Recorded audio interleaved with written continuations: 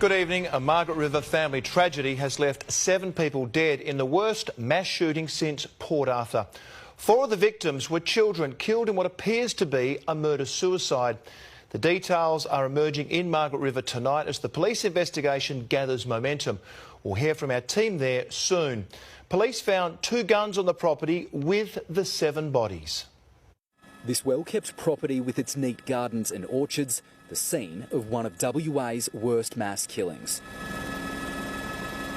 Forensic officers swarming the Osmington property, where the gruesome discovery of 7 bodies was made just after 5 o'clock this morning.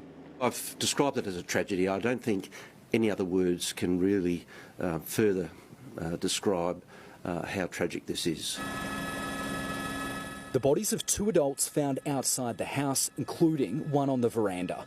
Another adult and 4 children found dead inside a shed that had been converted into living quarters.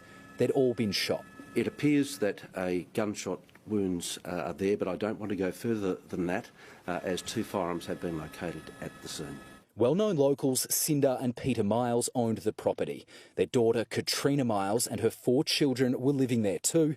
Police have yet to release the identities of those who've been killed, all but confirming the horrific deaths were a murder-suicide. At this point in time, we don't have any information to raise further public concern. A month ago, Katrina Miles posted on Facebook she was being stalked by someone close to her.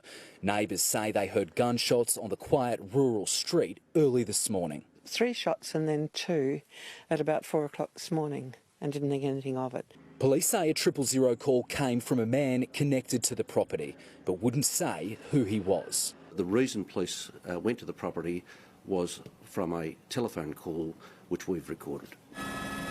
It's the worst mass shooting in Australia in 20 years since Martin Bryant killed 35 people in the Port Arthur massacre. The horrific crime in one of Australia's most famous holiday regions, sending shockwaves across the state. Clearly this is a distressing day for Western Australia. And Nathan Brooks joins us from Osmington, where police are still searching for answers to this tragedy. Nathan, they expect to be there for days.